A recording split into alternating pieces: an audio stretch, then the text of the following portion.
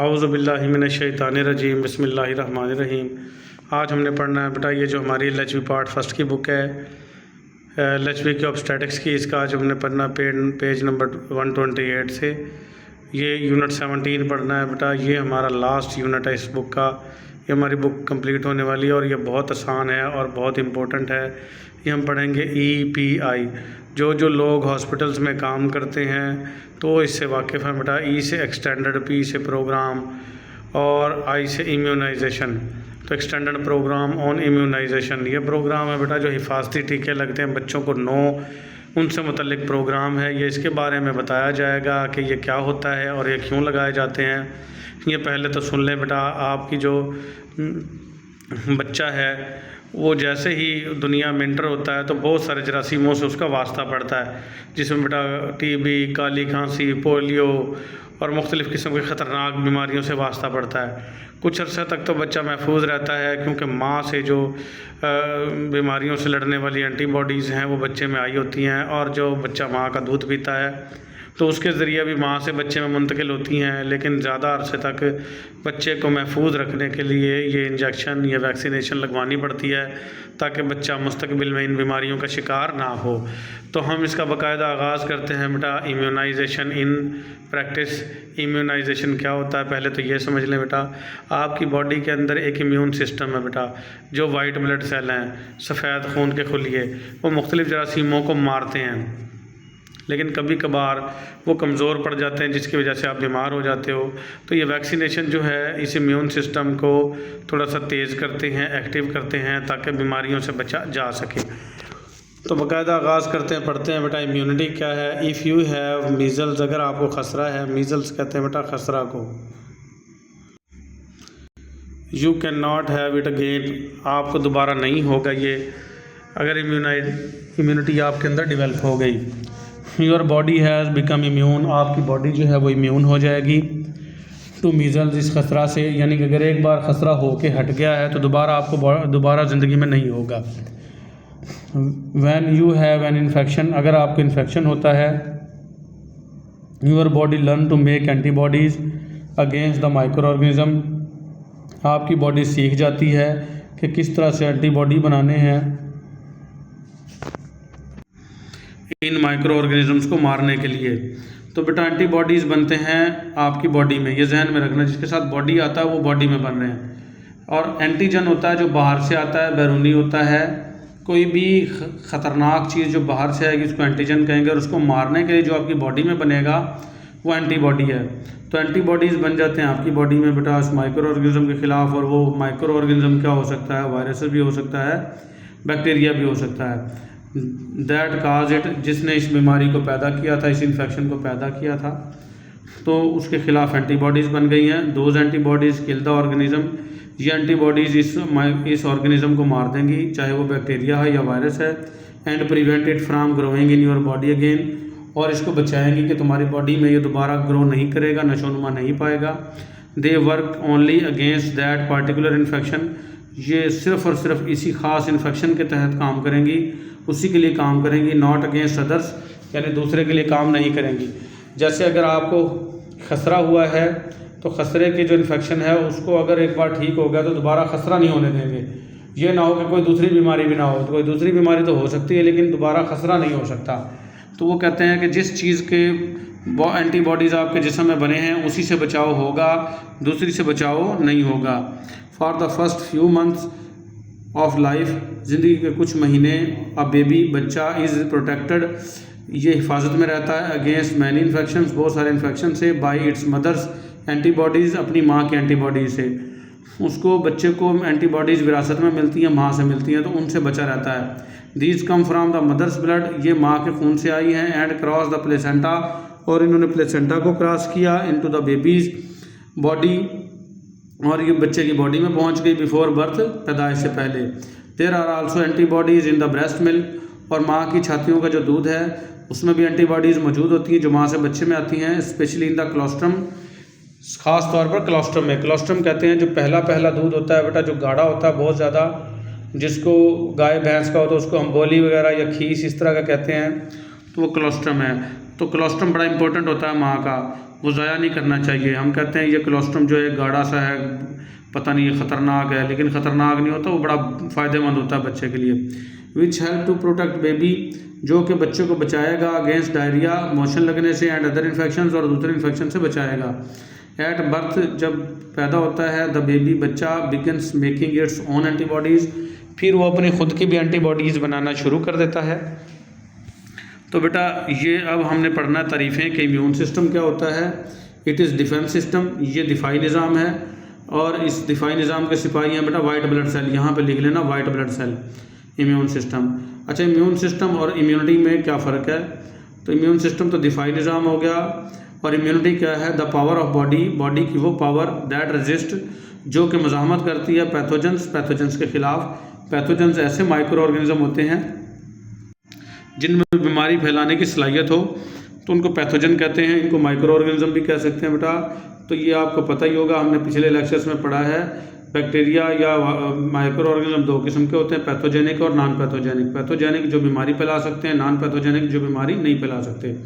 तो जिस्म की वो सलाहियत जो बीमारी फैलाने वाले जरासीम के ख़िलाफ़ लड़ती है, उसको हम क्या कहते हैं? इम्यूनिटी। फिर आ जाएगी vaccine. It is a biological preparation, ये एक बायोलॉजी की तैयार करदा प्रोडक्ट है, तो उसको हम क्या कहेंगे? Biological preparations, vaccine. और वैक्सीनेशन का अमल क्या है? इस वैक्सीन को बॉडी में एंटर करना वैक्सीनेशन कहलाएगा। इंट्रोडक्शन और एडमिनिस्ट्रेशन, ये स्लैश होती है बेटा, इसका मतलब यह होता है बॉडी में मुतारफ़ करवाना या दाखिल कर देना और वैक्सीन इनटू द बॉडी के अंदर, तो हम इसको क्या कहेंगे? वैक्सीनेशन। तो फिर आ जाएगा बेटा हमारा इम्यूनाइजेशन। ये छोटी छोटी तारीफ़ें हैं, इसको अच्छे से याद कर लेना। The process by which we protect community, वो तरीक़ाकार जिससे हम माशरे को बचाते हैं फ्राम कम्युनिकेबल डिजीज़, अछूत की बीमारियों से। कम्युनिकेबल डिजीज़ होती है बेटा जो एक से दूसरे को लग जाए, तो वो प्रोसेस जिससे हम एक दूसरे से लगने वाली बीमारियों को माशरे को इन बीमारियों से बचाते हैं, इसको हम इम्यूनाइजेशन कहते हैं। तो ये जो हमारा एक्सटेंडेड प्रोग्राम में इम्यूनाइजेशन है, जिसमें हम 9 हिफाजती टीके लगवाते हैं, वो इम्यूनाइजेशन का प्रोग्राम है। हम पूरी कम्युनिटी को, पूरे माशरे को इन बीमारियों से बचा रहे होते हैं। एंटीजन क्या होता है? मैंने बताया बेटा जो चीज़ बाहर से आएगी और जो ख़तरनाक होगी वो क्या कहलाएगी? एंटीजन। और ये आपके इम्यून सिस्टम को इस काबिल बनाएगी कि वो एंटीबॉडी बनाए।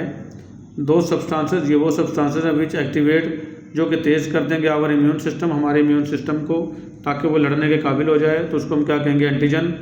ठीक है, फिर आ जाएंगे बेटा एंटीबॉडीज़। इस एंटीजन से लड़ने के लिए जो जिस्म में बनेंगी वो क्या कहलाएंगी? एंटीबॉडीज़। दो सब्सटेंसेस, ये वो अज्जा हैं विच प्रोड्यूस अगेंस्ट एंटीजन, जो कि एंटीजन के अगेंस्ट हमारी बॉडी बनाती है। तो एंटीबॉडीज़ हमेशा बॉडी में बनती है, और एंटीजन, इसको ये समझ ले ये एंटीजन है, ये समझ ले बाहर से आया है। इसको मारने के लिए जो बॉडी में बनती है वो एंटीबॉडीज़ होती हैं। तो ये देखें बेटा, ये इस पिक्चर में दिखा रखा है, बच्चा पोलियो का शिकार हो गया, और पोलियो जो है वो परमानेंट एक माजूरी है। ठीक हो गया बेटा। तो ये देखें, फिर हम चलते हैं आगे। द 9 टारगेटेड डिजीज़, जो 9 बीमारियां हैं targeted. These are 9 important infections disease, ये 9 इन्फेक्शन फैलाने वाली बीमारियां हैं जिनसे इन्फेक्शन होता है। दैट आर वेरी सीरियस, जो कि ख़तरनाक हैं बहुत ज़्यादा। एंड विच कैन किल, जो कि मार भी सकती हैं किसी भी मरीज़ को, और क्रिपल या माजूर भी कर सकती हैं मैनी चिल्ड्रन, बहुत सारे बच्चों को। तो ये 9 ख़तरनाक बीमारियां हैं जिनके खिलाफ वैक्सीन लगाई जाती हैं, जिससे बच्चे की मौत भी वाक़ई हो सकती है और बच्चा लंगड़ा भी, अपाहज भी हो सकता है। Even though अगरचा other children survive, कुछ बच्चे बच भी जाते हैं, इसमें सर्वाइव भी कर जाते हैं। एंड बिकम इम्यून, और उनको इम्यूनिटी बन भी जाती है। दीज 9 डिजीज़ आर, ये मदरजा झेल 9 बीमारियाँ कौन कौन सी जिनकी हम वैक्सीनें लगाते हैं। तो ये बेटा इसको आपने याद रखना है, ये सारी 9 की 9 सब द 9 टारगेटेड डिजीज़, ये 9 टारगेटेड डिजीज़ हैं जिसकी हम इम्यूनाइजेशन करते हैं, वैक्सीनेशन लगाते हैं, बच्चे को हिफाजती टीके लगाते हैं, ताकि बच्चा मुस्तकबिल करीब के अंदर इन बीमारियों का शिकार ना हो। तो ये समझ लें थोड़ा सा बेटा, यहाँ पे मैं जो वैक्सीन लगाते हैं ना, वैक्सीन या तो उसमें जिसकी लिए वैक्सीन लगाई जा रही है ना, जैसे पोलियो की वैक्सीन है, तो उस वैक्सीन में पोलियो के ही जरासीम होंगे, मुर्दा या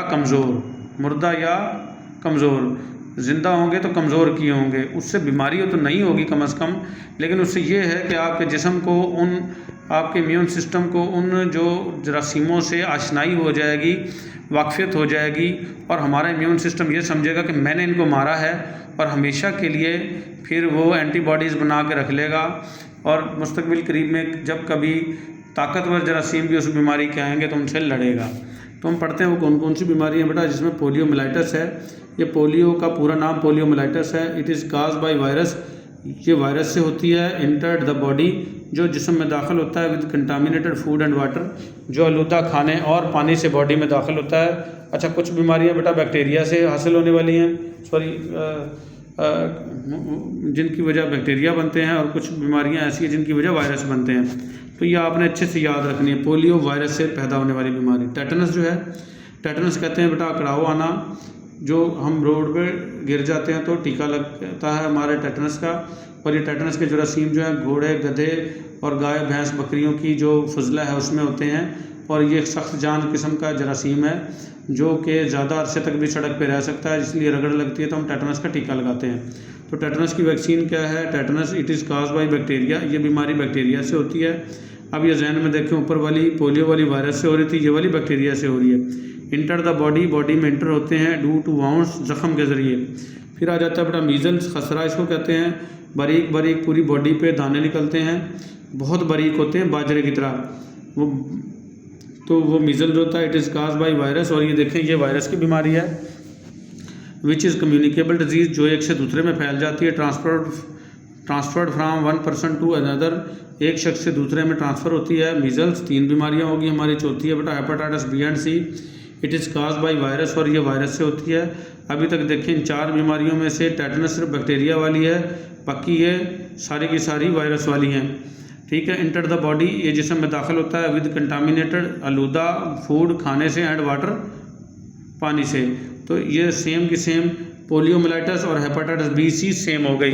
ये दोनों वायरस से होने वाली बीमारियां हैं, और आलूदा खाने और पानी से ये वायरस बॉडी में दाखिल होता है। फिर आ जाएगा बेटा डिफ्थेरिया, जिसको खन्नाक कहते हैं, जिसमें गले के गिर्द डबल मेम्ब्रेन झिल्ली बन जाती है।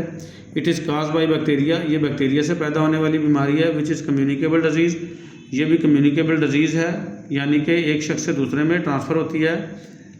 Transfer from one person to another, एक शख्स से दूसरे में ट्रांसफ़र होती है। फिर आ जाएगी बेटा इसको हीमोफाइलस इन्फ्लुएंजा, इसको टाइप बी भी कहते हैं। ये ज़ुकाम है। It is caused by virus, और ये भी किससे होता है? वायरस से होता है। ट्रांसफर्ड थ्रू द एयर, और ये हवा से ट्रांसफ़र होता है। एंड शेयरिंग पर्सनल हाइजीन, और आपस में पर्सनल सफाई की जो चीज़ें हैं, जैसे टावल हो गया या बनैन वगैरह हो गई या कपड़े हो गए एक दूसरे के, वो पहनने से ये एक दूसरे को लगती है, और ये वायरस से होती है। तो अभी तक की 2 बीमारियां जो हैं बैक्टीरिया से आई हैं, बाकी सारी वायरस वाली हैं। फिर पर्टूसिस है, वोपिंग कफ, जिसको कुत्ता खांसी कहते हैं, ये भी बैक्टीरिया से है बेटा। तीसरी बीमारी बैक्टीरिया से आ गई है, बाकी वायरस से आई है सारी। विच इज़ कम्युनिकेबल डिजीज़, जो कि अछूत की बीमारी है, एक से दूसरे को लगने वाली बेटा। And also transfer through the air, और ये भी हवा से एक दूसरे में जो है ट्रांसफ़र होती है। फिर आ जाएगा बेटा ट्यूबरकुलोसिस, टीबी जिसको कहते हैं। It is caused by bacteria, अच्छा ये भी बैक्टीरिया वाली बीमारी है। तकरीबन अब यहाँ तक 4 ही बैक्टीरिया वाली होगी और 4 ही वायरस वाली बीमारियाँ होंगी। विच इज़ कम्युनिकेबल डिजीज़, जो कि कम्युनिकेबल है, यानी एक से दूसरे को फैल जाती है, छूत की बीमारी है। एंड एयरबॉर्न, और ये भी हवा से फैलती है। ड्रॉपलेट इन्फेक्शन, जो हम खांसते हैं या छींकते हैं, उससे बारीक बारीक जो ड्रॉपलेट निकलते हैं, कतरे निकलते हैं। इन्फेक्शन विद इन 2 फीट, तकरीबन 2 फीट दूर से भी इन्फेक्शन फैल जाता है टीबी का। फिर आ जाएगी लास्ट वन नमोनिया वाली बेटा। It is caused by bacterial और वायरल बोथ, नमोनिया दोनों तरह से होता है बेटा, बैक्टीरिया से भी और वायरस से भी। तकरीबन जो है ये अल्लाह पाक का निज़ाम है, 4 बीमारियाँ बैक्टीरिया की हैं और 4 ही मेरे ख्याल वायरस की हैं, और 8 हो गई। और 9वीं वाली जो नमोनिया है, ये कॉमन है, बैक्टीरिया से भी होती है और वायरस से भी होती है। इन्फ्लेमेशन ऑफ लंग्स, और ये फेफड़ों की होने वाली सोजिश है। आल्सो कॉल्ड एयरबोर्न डिजीज़, और इसको भी हम हवा से पैदा होने वाली बीमारी कहते हैं बेटा। नमोनिया को, इसको पी नमोनिया नहीं बोलना। नमोनिया सिंगल भी होता है, डबल भी। अगर एक फेफड़े को मुतासर करे तो सिंगल नमोनिया, 2 फेफड़ों को मुतासर करे तो डबल नमोनिया कहलाता है। The special thing about these infections, ये ख़ास जो चीज़ है इन इन्फेक्शंस के मतलब, इज़ दैट ये है वी कैन प्रिवेंट दैम, हम इनसे बच सकते हैं बाय इम्यूनाइजेशन से, यानी हिफाजती टीके लगवा के। We give a child a vaccine, हम बच्चे को वैक्सीन देते हैं। दैट इज़ वीकेंड, जो कि कमज़ोर होते हैं। Are from the microorganism, या माइक्रो ऑर्गेनिज्म होते हैं विच काजेज द डिजीज़, जो कि इसी बीमारी की वजह बनते हैं, वही उन्हीं को कमज़ोर किया गया होता है।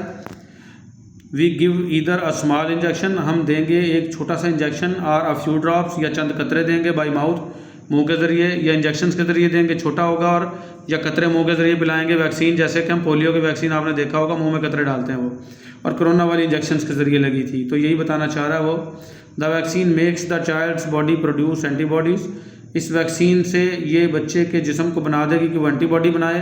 But it does not give him the disease, लेकिन ये बीमारी पैदा नहीं करेगी। अच्छा, जहन में सोच आता है कि ये जरासीम तो वही डालें बीमारी वाले, फिर बीमार क्यों नहीं हुआ। इनको बेटा या तो मुर्दा कर दिया गया था, या इनको इंतहाई कमज़ोर कर दिया गया था। बीमारी तो नहीं पैदा करेंगे ये, बस उसके जिस्म में एंटीबॉडी बना देंगे। सो ही बिकम्स इम्यून, तो उसको इम्यूनिटी हो जाएगी, उसके अंदर ताकत आ जाएगी, उससे लड़ने की एंटीबॉडी बन जाएंगी उसमें, विदाउट बिकमिंग इल, बीमार हुए बगैर, यानी बीमार भी नहीं होगा, और उसके जिस्म में उन जरासीमों से लड़ने की ताकत भी आ जाएगी। The expanded programme on immunization, जो हमने पढ़ रहे हैं, expanded programme of immunization aims to immunize all children, इसका मकसद है जितने भी बच्चे हैं तमाम को ताकतवर बनाना, इम्यूनाइज बनाना, अगेंस्ट दीज 9 डिजीज़, इन 9 बीमारियों के ख़िलाफ़। So they are called the target disease, तो यही वजह है कि इनको हम टारगेट डिजीज़ कहते हैं, इसीलिए हम इनके हिफाजती टीके लगवाते हैं। ठीक है। What vaccine are made from, तो वैक्सीन किस चीज़ से बनाई जाती है, तो ये मैंने पहले भी बताया बेटा, उसी बीमारी के कमज़ोर करदा या मुर्दा जरासीम होते हैं।